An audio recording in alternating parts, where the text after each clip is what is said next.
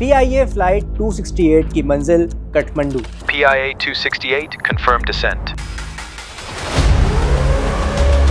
اس دن یہ پرواز اسی وادی کے اوپر سے گزر رہی تھی جہاں صرف 59 دن پہلے تھائی ایئر ویز کا طیارہ پہاڑوں سے ٹکرا کر تباہ ہو گیا اور 113 جانیں ایک لمحے میں ختم ہو گئی تھیں. نیپال کا دل زمین پر جنت کا ایک ٹکڑا جو قدیم مندروں اور روحانی سکون کے لیے مشہور ہے، مگر یہی وہ جگہ ہے جسے پائلٹس کی دنیا میں جنت نہیں بلکہ ایک جہنم کہا جاتا ہے. تو کیا آج بھی یہ وادی ایک پاکستانی جہاز کو نگلنے والی ہے؟ What is this, Hassan? Full power. Pull up, pull up. Flight level 105, flight level 105, gear down, flight 15. یہ الفاظ ایک روٹین کے کام کا حصہ تھے. ایک بہت ہی ایکسپیرینسڈ کیپٹن اور ایک قابل اور محنتی فرسٹ آفیسر دونوں جہاز کو اپنی منزل پر پہنچانے والے تھے. کٹھمنڈو جو صرف کچھ میل دور ہے. کاکپٹ میں سب کچھ ٹھیک تھا، لٹرلی سب کچھ پرفیکٹ تھا، اور پھر ایک ایسی آواز آئی جس نے خاموشی کو توڑ دیا ہمیشہ کے لیے. ارے یہ کیا ہے؟ What is this, Hassan? Sir train ahead. لیکن کیوں؟ ہم تو اپروچ پر ہیں. We are on the approach. Full power. Full power. Full power. Full power. Pull up. Pull up.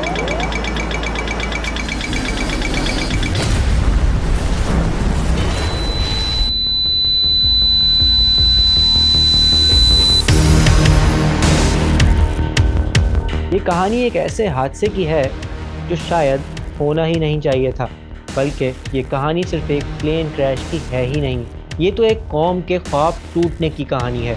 یہ دا فال آف اے ٹائٹن کی کہانی ہے.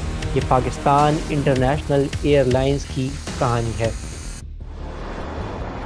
کراچی سے کٹھمنڈو جانے والی پرواز فلائٹ 268 ایک بالکل نیا چمکتا دمکتا ایئر بس A300 جہاز.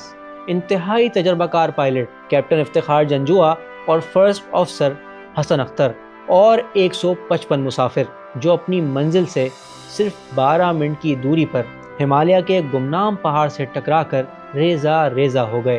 یہ کیسے ہوا؟ آخر ایک پرفیکٹلی گڈ طیارہ، ایک بہترین تجربہ کار پائلٹ، دنیا کے سب سے مشہور اداروں سے ٹریننگ لینے والا اسٹاف اتنی بڑی اور اتنی بیسک غلطی کیسے کر سکتا ہے؟ اس سوال کا جواب اس پرواز کے آخری 12 منٹوں میں نہیں بلکہ پاکستان انٹرنیشنل ایئر لائنز کی تاریخ کے پچھلے 27 سالوں میں چھپا ہوا ہے. یہ اس زوال کی کہانی ہے جو دہائیوں پہلے شروع ہوا اور جس کا ہر قدم، ہر غلط فیصلہ، نظر انداز کی گئی ہر خرابی فلائٹ 268 کو اس انجام کی طرف دھکیل رہی تھی. تو آئیے شروع کرتے ہیں وہ کہانی جس میں نااہلی، غفلت، غلطیاں اور 167 لاشیں بھی شامل ہیں. آج جب ہم PIA کا نام سنتے ہیں تو ذہن میں کیا آتا ہے؟ فلائٹس لیٹ، مہنگے ٹکٹ، اربوں کا نقصان، پرانے جہاز اور ہاں، پائلٹس کے جعلی لائسنس کا اسکینڈل بھی. مگر ایک وقت تھا، ایک ایسا زمانہ تھا جب PIA کا نام عزت، معیار، ماڈرنزم اور کلاس کی علامت تھا. جب اس کا لوگو پوری دنیا میں پاکستان کی پہچان تھا، ایک ایسی پہچان جس پر ہر پاکستانی فخر کرتا تھا. 60s میں پاکستان ایشیا کی ابھرتی ہوئی اکنامیز میں سے ایک تھا اور PIA اس کی اکانومی کی سب سے بڑی علامت. ڈسپلن ختم ہونے لگا، احتساب کا کانسیپٹ ہی ختم ہو گیا.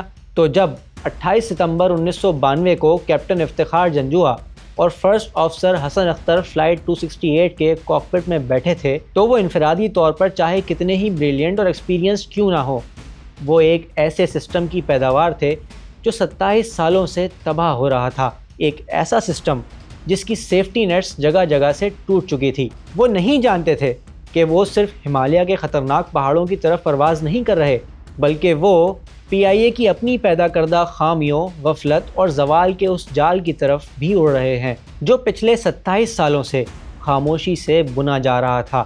اور اب یہ جال اپنا شکار پکڑنے کے لیے بالکل تیار تھا. فلائٹ 268 کی منزل کٹھمنڈو.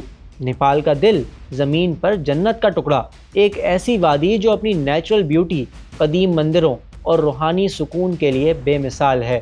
مگر پائلٹس کی دنیا میں یہ جنت نہیں، ایک جہنم ہے، کیونکہ کھٹمنڈو کا تریبھون انٹرنیشنل ایئرپورٹ دنیا کے مشکل، بے رحم ترین اور سب سے خطرناک ایئرپورٹس میں سے ایک ہے۔ پائلٹس اسے کہتے ہیں دا اسٹون باؤل، یعنی پتھر کا پیالہ۔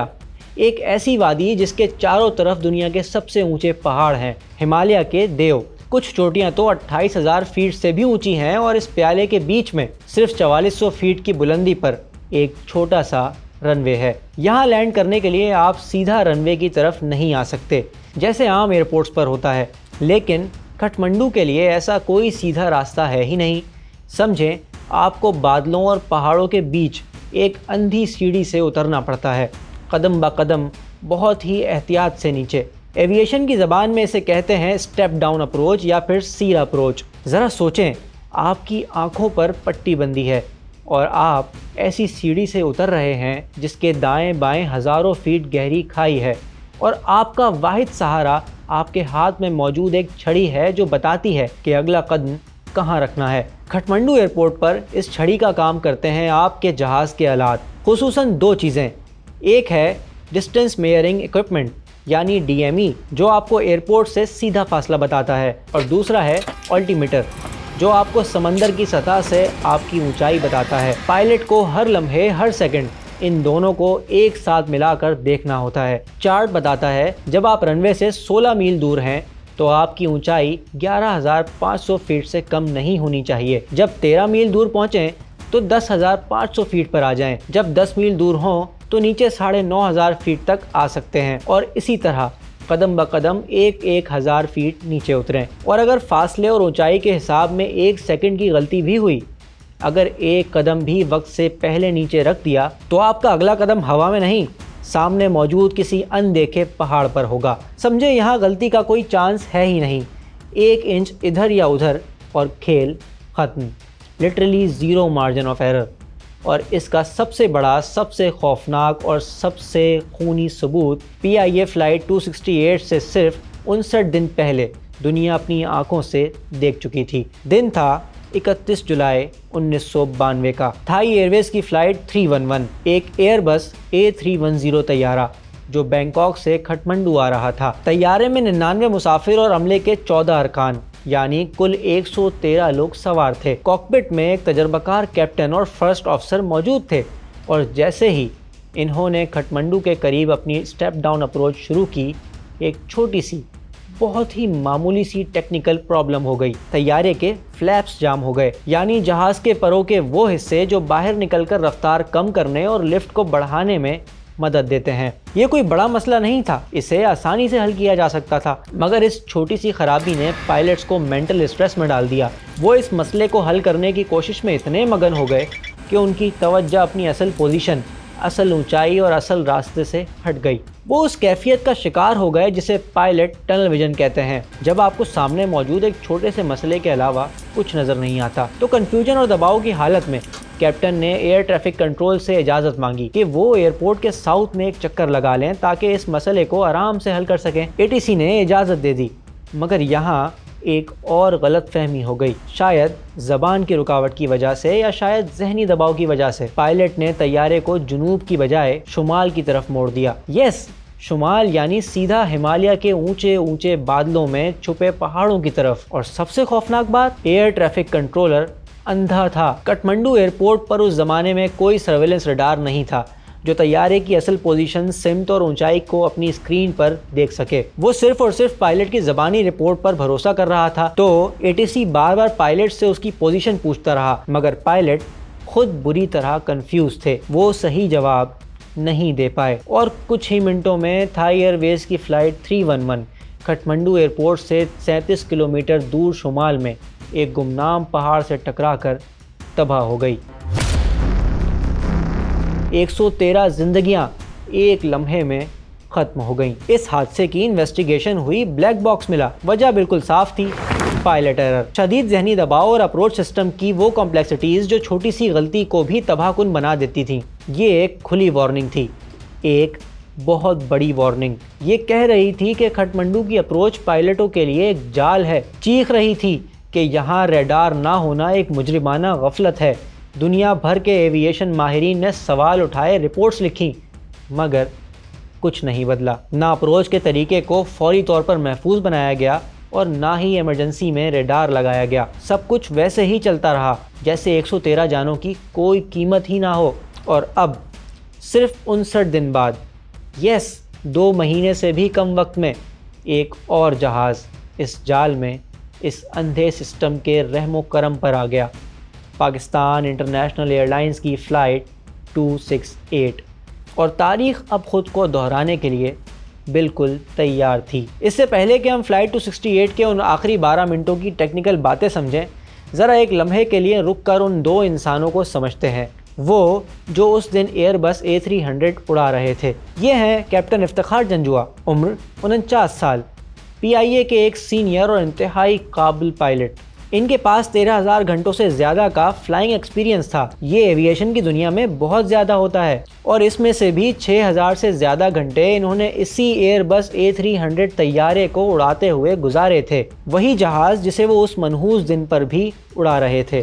یہ صرف ایک کیپٹن نہیں تھے، بلکہ ایک انسٹرکٹر بھی تھے، ایک استاد جو دوسرے پائلٹس کو ٹریننگ دیتے تھے۔ وہ سیلف کانفیڈنٹ تھے، اپنے کام کے ماہر تھے، اور ایک ایسی پرسنالٹی تھے جن کے فیصلوں پر عام طور پر لوگ سوال ہی نہیں اٹھاتے تھے۔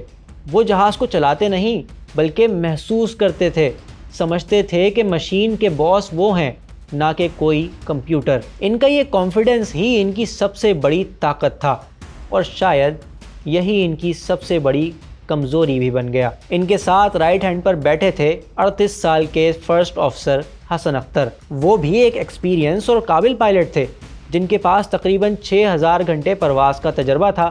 وہ محنتی بھی تھے اور اپنا فرض نبھانا بھی جانتے تھے، لیکن اس وقت کے کلچر اور PIA کے ماحول کے مطابق ایک جونیئر تھے۔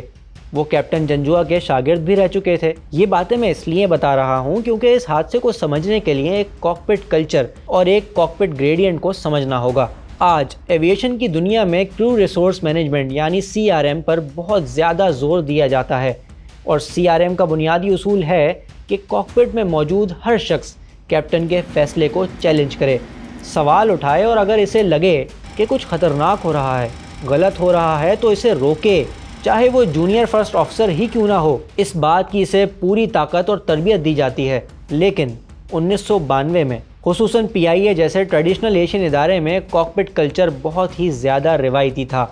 سمجھے یہاں کاکپٹ میں کیپٹن از گاڈ کا کانسیپٹ تھا۔ کپتان نے جو کہہ دیا سو کہہ دیا، اس کا فیصلہ قانون کا درجہ رکھتا تھا۔ تو ایک فرسٹ آفیسر کے لیے اپنے سینئر اور خصوصاً استاد کے فیصلے کو چیلنج کرنا ایک بہت بڑی بات تھی، اور اس کا کوئی تصور بھی نہیں کر سکتا تھا۔ اب ذرا سوچیں، اس فرسٹ آفیسر کا حال کیا ہوگا؟ اس سے اندازہ ہو رہا تھا کہ ہم اپنی مطلوبہ اونچائی سے نیچے جا رہے ہیں۔ شاید بلیک باکس کی ریکارڈنگ میں کچھ اشارے بھی ملتے ہیں کہ وہ انسرٹن تھا، مگر اس کے سامنے بیٹھا کون تھا؟ اس کا استاد، ایک لیجنڈ، ایک فلائٹ انسٹرکٹر۔ اس میں یہ کہنے کی ہمت ہوگی کہ سر آپ غلط ہیں، آپ چارٹ دوبارہ چیک کریں؟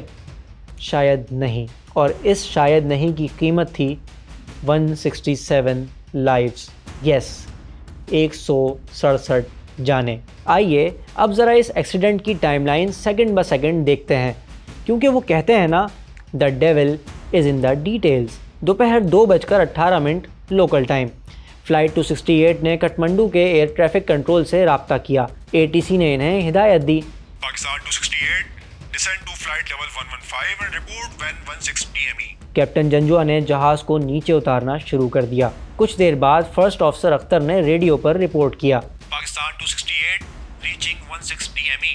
یہاں تک سب کچھ بالکل ٹھیک تھا، اس لیے جواب میں ATC نے انہیں اگلا ٹارگٹ دیا، Roger that, report at 10 DME۔ اب سمجھیں پائلٹس کو اپنی سیڑھی پر اگلا قدم لینا تھا۔ چارٹ کے مطابق انہیں 13 میل کے فاصلے پر 10,500 فٹ اور پھر 10 میل کے فاصلے پر 9,500 فٹ پر آنا تھا، اور یہیں اسی لمحے وہ غلط فہمی پیدا ہوئی وہ ایک چھوٹی سی بظاہر معمولی سی غلطی جس کی بنیاد شاید دہائیوں پہلے پڑ چکی تھی۔ تحقیقات میں یہ بات سامنے آئی اور بلیک باکس ڈیٹا نے بھی ثابت کیا کہ پائلٹس نے اپنی سیڑھی کا ہر اگلا قدم ایک چیک پوائنٹ پہلے شروع کیا، یعنی جب وہ 16 میل دور تھے تو وہ اس بلندی پر آنے لگے جہاں انہیں 15 میل پر ہونا چاہیے تھا، اور جب وہ 14 میل دور تھے تو وہ یہ سمجھے کہ انہیں 13 میل والی بلندی پر آنا ہے۔ آسان الفاظ میں کہوں تو وہ چارٹ پر دکھائی گئی سیڑھی سے ایک قدم آگے چل رہے تھے۔ لیکن کیوں؟ اس کی ایک وجہ تو یہ بتائی جاتی ہے کہ اپروچ چارٹ پڑھنے میں آسان نہیں ہوتا تھا، یہ صرف 4 انچ کا ایک چھوٹے کاغذ کا ہوتا تھا، اور غالباً پائلٹ کا انگوٹھا شاید اس پر لکھے پہلے الٹیٹیوڈ کو چھپا گیا، جس کی وجہ سے اس نے اگلے الٹیٹیوڈ کو اپنا پہلا سٹیپ سمجھا۔ نتیجہ یہ نکلا کہ وہ جس اونچائی پر خود کو سمجھ رہے تھے، حقیقت میں اس سے مسلسل 1000 سے 1500 فٹ نیچے اڑ رہے تھے۔ اور کنٹرول ٹاور کی بھی غلطی تھی کہ اس نے ایک بار بھی ان کی اس فیٹل مسٹیک کو نہ سمجھا اور نہ درست کیا، اور یہ سب اس وقت ہو رہا تھا جب جہاز گھنے بادلوں کے بیچ میں تھا۔ پائلٹس کو باہر کچھ نظر نہیں آ رہا تھا اور ان کا پورا بھروسہ صرف اپنے آلات پر تھا۔ اپنے ذہن میں وہ تو بالکل ٹھیک راستے پر تھے۔ وہ سائیکولوجیکل لینگویج میں کہتے ہیں نا، کنفرمیشن بائس۔ آپ وہی دیکھتے اور مانتے ہیں جو آپ دیکھنا اور ماننا چاہتے ہیں۔ انہیں لگ رہا تھا کہ وہ ٹھیک ہیں، اور یقین کریں اپروچ چارٹ دیکھ کر آپ کو بھی یہی لگے گا۔ تو کاکپٹ وائس ریکارڈر میں آخری منٹ تک کی گفتگو سے پتہ چلتا ہے کہ پائلٹ بالکل پرسکون تھے، لینڈنگ کی تیاری کر رہے تھے، لینڈنگ گیئر نیچے کرنے اور فلیپ سیٹ کرنے کی باتیں کر رہے تھے۔ Gear down, left 15. وہ موت کی طرف تیزی سے بڑھ رہے تھے اور انہیں اس بات کا ذرا بھی اندازہ نہیں تھا۔ اور پھر لوکل ٹائم کے مطابق 2:29 پر جب طیارہ 7300 فٹ کی بلندی پر تھا، ایک ایسی جگہ جہاں اسے کم از کم 8200 فٹ پر ہونا چاہیے تھا، کاکپٹ میں الارم بج اٹھا۔ کیپٹن جنجوا، جو ابھی ایک لمحہ پہلے پرسکون تھے، چونک اٹھے۔ انہیں یقین نہیں آ رہا تھا کہ یہ کیا ہو رہا ہے۔ ان کے حساب سے تو نیچے کم از کم 1000 فٹ کی خالی جگہ ہونی چاہیے تھی، اور اگلے چند سیکنڈ انسان کی سروائیول انسٹنکٹس اور ٹیکنالوجی کے بیچ ایک خوفناک جنگ تھی۔ Pull up, pull up. Turn left. Captain نے پوری طاقت سے انجن کھول دیے اور جہاز کی نوز کو آسمان کی طرف اٹھا دیا۔ آخری کوشش، آخری دھکا، لیکن بہت دیر ہو چکی تھی۔ وہ بہت نیچے تھے۔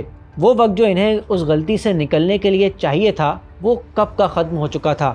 اور پھر 2:30 PIA کی فلائٹ 268 ہمالیہ کی ایک پہاڑی سے ٹکرا گئی، 500 کلومیٹر فی گھنٹہ سے زیادہ کی رفتار سے۔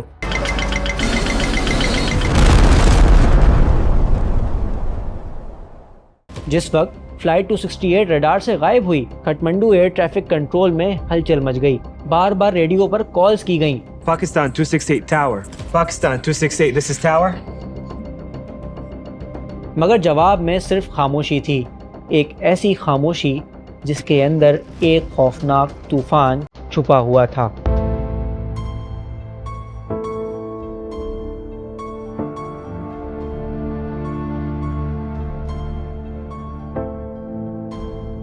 اور پھر نیپالی فوج کے ہیلی کاپٹرز نے تلاش کا کام شروع کر دیا۔ خراب موسم، گھنے بادل اور شام کا اندھیرا، کچھ نظر نہیں آیا۔ وہ رات بھر فضا میں بھٹکتے رہے، سمجھے وہ ایک سائے کو تلاش کر رہے تھے جس کا کوئی نشان نہیں، کوئی وجود ہی نہیں تھا۔ بالآخر اگلے روز امدادی ٹیمز حادثے کی جگہ پر پہنچ گئیں۔ دوسرے دن مقامی لوگ اور نیپالی فوج کے سپاہی اس جگہ پہنچے تو قیامت کا منظر تھا۔ ایک ہری بھری خوبصورت پہاڑی سفید ملبے سے ڈھکی ہوئی تھی، جیسے کسی نے کاغذ کا کوئی بہت بڑا جہاز پھاڑ کر پھینک دیا ہو۔ جہاز کے ٹکڑے، جلی ہوئی سیٹیں، مسافروں کے کپڑے، کتابیں، کھلونے اور ان کا پرسنل سامان ہر طرف بکھرا ہوا تھا۔ اور امدادی کارکن جلد ہی سمجھ گئے وہ یہاں کسی کو ریسکیو کرنے نہیں بلکہ انسانی جسموں کے بکھرے ہوئے ٹکڑے اکٹھے کرنے آئے ہیں، اور زندہ بچنے کا کوئی سوال بھی نہیں تھا۔ ٹکر شاید اتنی شدید تھی کہ کسی کو لمحے کی مہلت بھی نہ ملی۔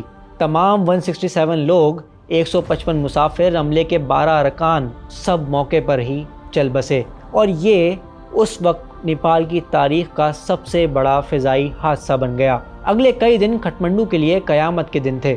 دنیا بھر سے لوگ اپنے پیاروں کی لاشیں وصول کرنے آتے رہے۔ یہ فلائٹ غیر ملکیوں سے بھری ہوئی تھی۔ 36 برطانیہ کے، 30 فرانس کے اور عملے سمیت 23 پاکستانی، 14 نیدرلینڈ اور 14 اسپین کے، 4 بنگلہ دیشی، 3 امریکی، 2 کینیڈینز اور جاپان اور نیوزی لینڈ کا ایک بندہ، اور ہاں 30 نیپال کے مسافر بھی، جن میں ملک کی فٹ بال ٹیم کے سابق کیپٹن بھی تھے۔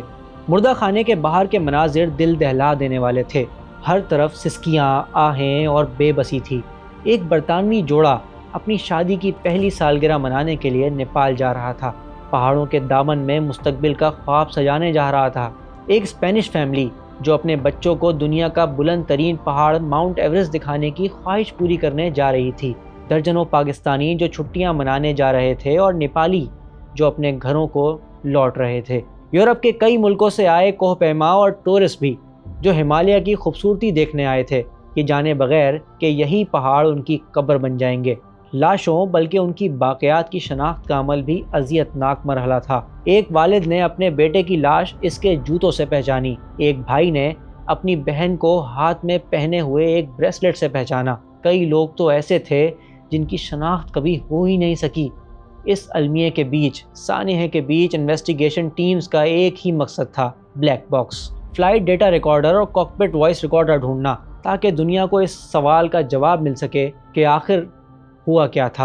اور کئی دنوں کی کوشش کے بعد بالآخر بلیک باکس مل گیا۔ اب دنیا کی نظریں اس ڈبے پر تھیں جس میں سچائی قید تھی، فلائٹ 268 کے آخری لمحات کی سچائی،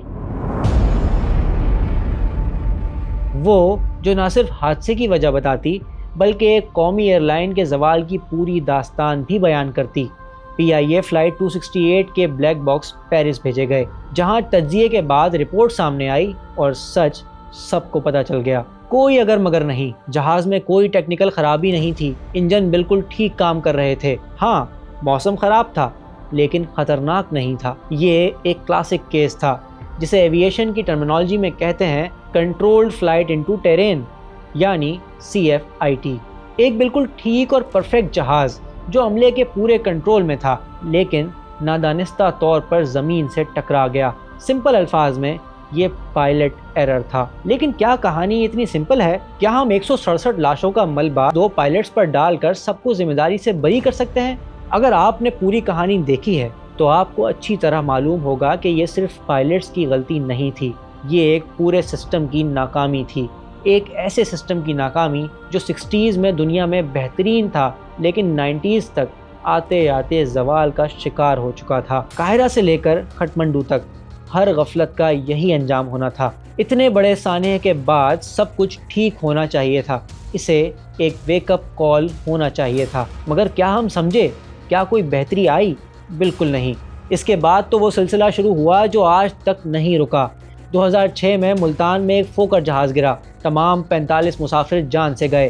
2016 میں حویلیاں کے قریب وہ المناک حادثہ ہوا جس سے جنید جمشید سمیت 47 لوگوں کی موت واقع ہوئی۔ اور پھر 2020 میں کراچی میں عید سے صرف چند دن پہلے PIA کی ایئر بس A320 ایئرپورٹ کے قریب ایک آبادی پر گر گئی، 58 لوگ جان سے چلے گئے۔ یعنی ہر کچھ سال بعد ایک نیا حادثہ، ایک نیا سانحہ اور پھر ایک نئی انویسٹیگیشن رپورٹ، اور وجوہات وہی پرانی، پائلٹ ایرر، غفلت، سسٹم کی ناکامی۔